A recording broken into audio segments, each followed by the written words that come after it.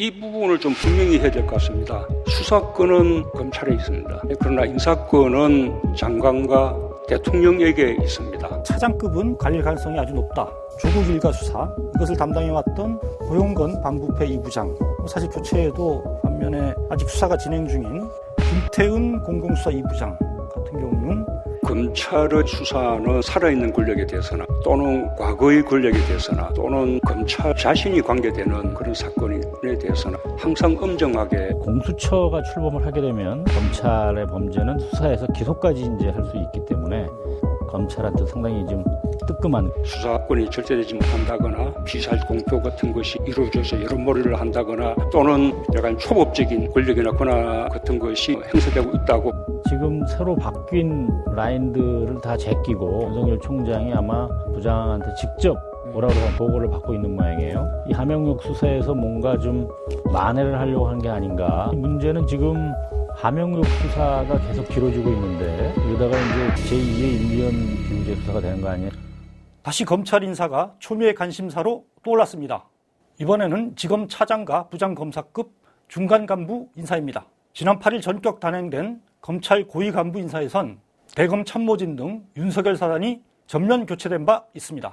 이들과 교감하며 실제 수사를 집행해온 지검 차장 부장검사들의 운명은 어떻게 될까요? 문재인 대통령의 지난 14일 새해 기자회견 발언에서 전망의 실마리를 찾아볼 수 있습니다. 고위 간부 인사에 대한 평가인과 동시에 중간 간부 인사에서도 적용될 수 있는 기준을 제시한 것으로도 볼 수 있기 때문인데요.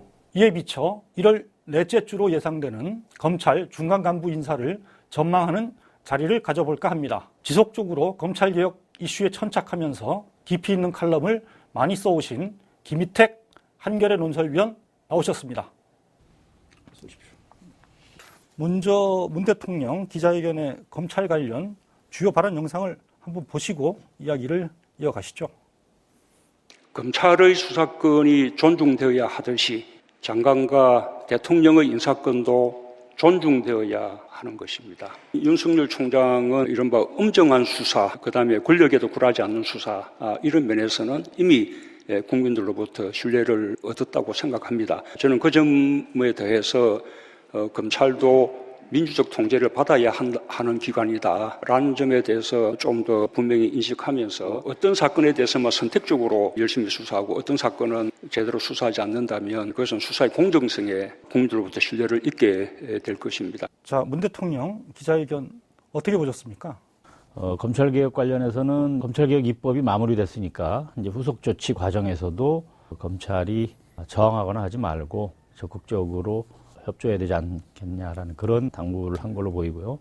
고위 간부 인사와 관련해서 추미애 법무장관하고 윤석열 검찰총장 사이에서 벌어진 갈등에 대해서 추미애 장관 손을 분명하게 들어준 그런 언급이 있었습니다. 진행하고 있는 검찰 수사에 대해서도 상당히 많은 얘기가 오고 갔는데요.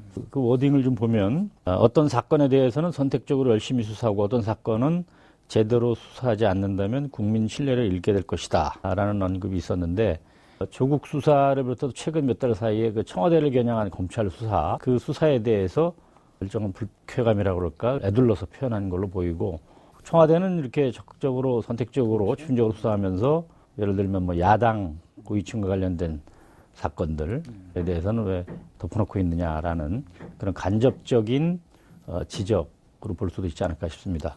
그건 마치 김 의원 칼럼을 읽고서 하신 말씀처럼 들리더라고요. 네. 그리고 주목되는 발언이 좀 하나 있는데요. 그 관련해서 살아있는 권력 수사에 대해서나 과거 권력에 대해서나 또는 검찰 자신이 관계되는 사건에 대해서나 항상 엄정하게 수사해야 한다라는 언급을 했는데 검찰 자신이 관계되는 사건이라는 언급을 특별히 한 대목을 유심히 좀 봐야 될 것 같습니다. 이 얘기인즉슨 제가 보기에는 검찰이 과거 이명박 박근혜 정권 시절에 했던 잘못들, 청와대 하명에 의해서 덮거나 왜곡하거나 했던 사건들, 장인의 문건 수사에서부터 시작해서 세월호 참사 사건까지 이런 부분에 대한 검찰의 침묵, 검찰의 아무런 조처를 하지도 않고 있는 것에 대해서 꼬집은 게 아닌가 그렇게 해석을 할 수 있을 것 같은데요.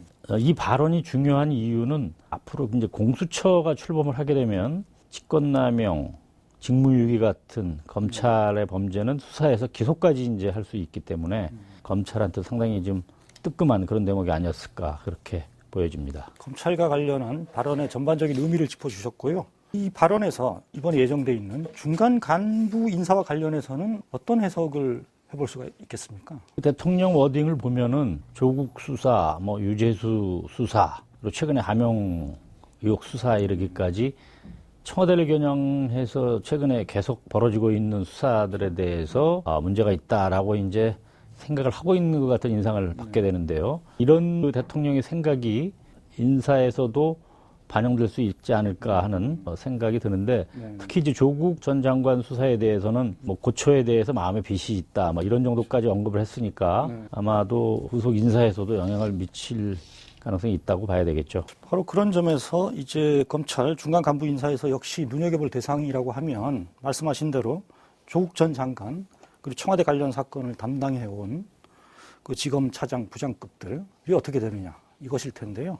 현재 거론되는 인물로는 서울중앙지검 신봉수 2차장 그리고 송경호 3차장 고용권 반부패 수사 2부장 그리고 김태훈 공공수사 2부장 서울동부지검 홍승욱 차장 이정섭 형사 6부장의 이름이 거론이 되는데요. 어떤 수사를 맡아온 인물들이고 또 어떤 평가가 나오는지 좀 설명을 해 주시죠. 대부분 이른바 그 윤석열 사단에 속한 뭐 특통검사들이라고 봐야 될 텐데요.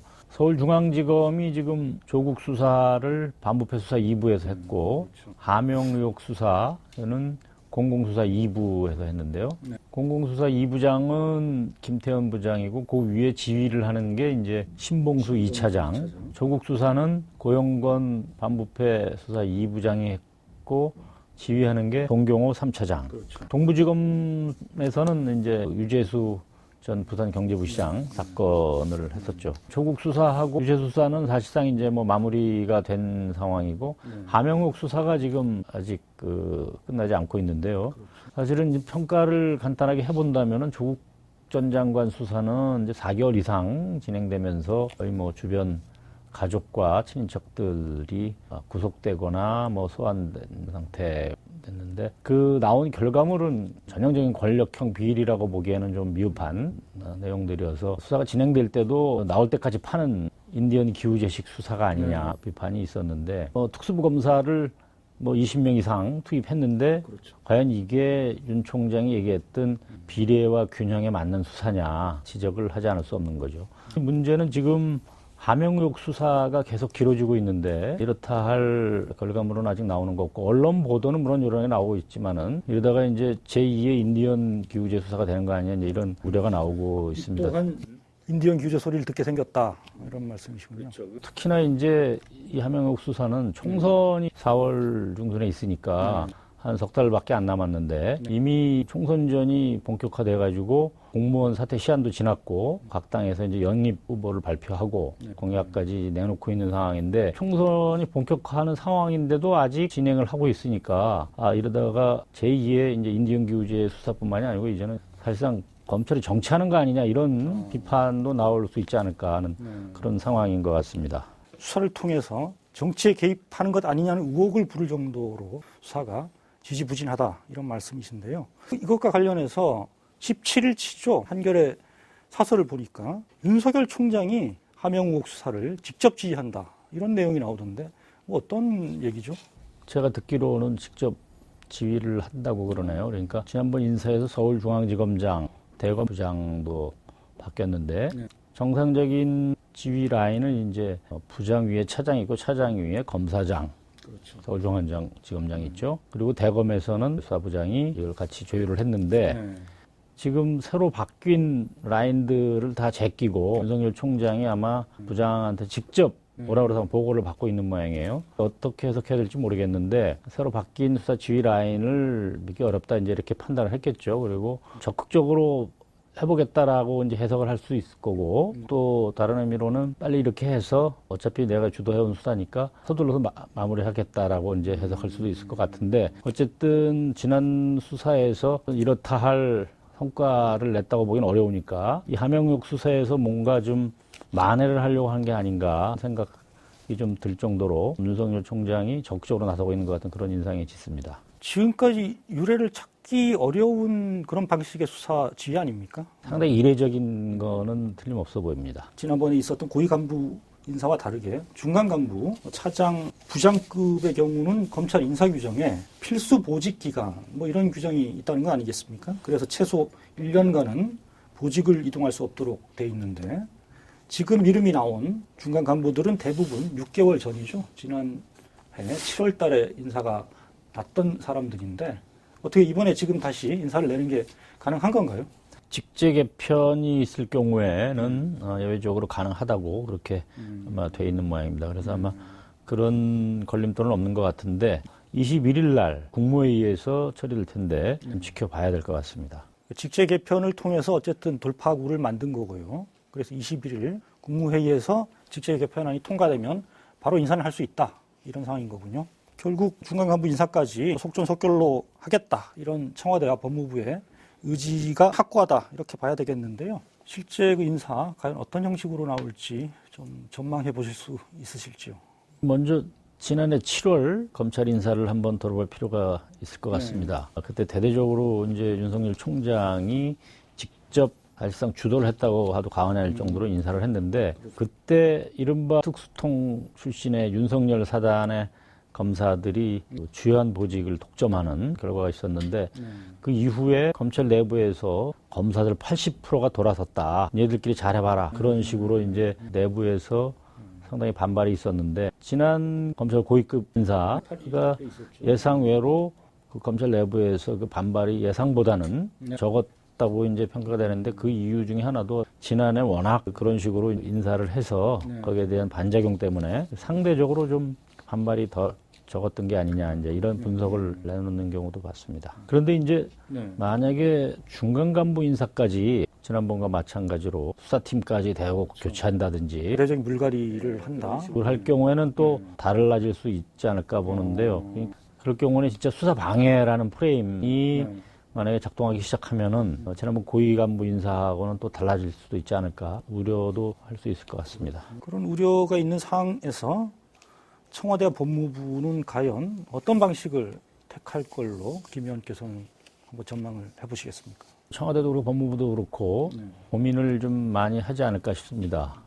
지금 총선을 앞둔 때이기도 하고 문제는 아마 여론 동향이 되지 않을까 싶습니다. 지난번에 고위 간부 인사한 뒤에 여론조사 결과 대통령 지지도 또 여당 지지도가 좀씩 떨어졌습니다. 물론 큰 폭은 아니지만 만약에 이후 중간간부 이하 검사들의 인사도 그런 식으로 돼서 수사 방해라든지 이런 비판이 나오면은 상당히 영향이 클 것이고 인사권자 주변에서도 그런 부분을 고려하지 않을까 그런 생각이 좀 드네요. 그래서 청와대나 법무부가 이런 상황을 감안한다면은 차장검사까지는 몰라도 당장 진행되는 수사를 진행하고 있는 부장검사까지 딱 바꿀 경우에는 상당히 그 파장이 크지 않을까 싶습니다. 그런 점들을 고려해야 할 것 같고요. 윤석열 총장이 현장에 부장검사를 불러다가 이제 직접 지휘하는 상황인데 그 부장검사를 바꿔버린다. 그랬을 경우에는 윤 총장이 어떻게 나올지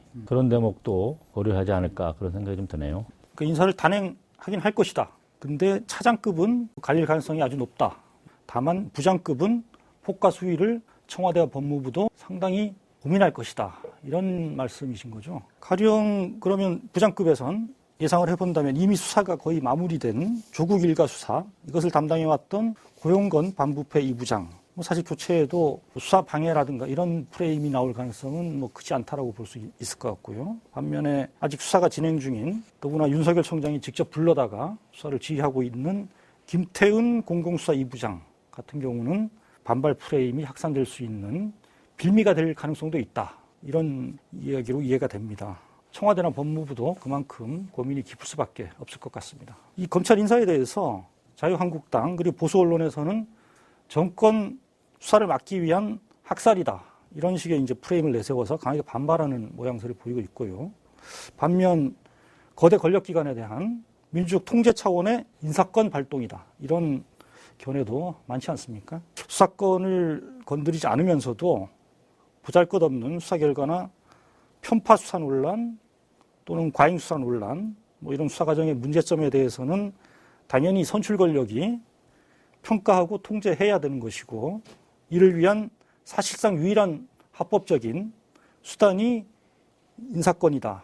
뭐 이런 주장일 텐데요. 뭐 이런 점에서 과거 정권에서 수사 자체를 통제하면서 또 나중에는 보복 인사로 길들이기를 시도했던 뭐 그런 사례들과는 이번 인사권 발동은 좀 구분해서 봐야 될 측면이 있는 것 같기도 합니다. 그리고 또 한편에서는 검찰개혁 흐름에 동의하면서도 검찰의 수사력 약화로 중간 간부 인사가 이어지는 결과를 빚어서는 안 된다. 뭐 이런 우려도 나오는 것 같고요.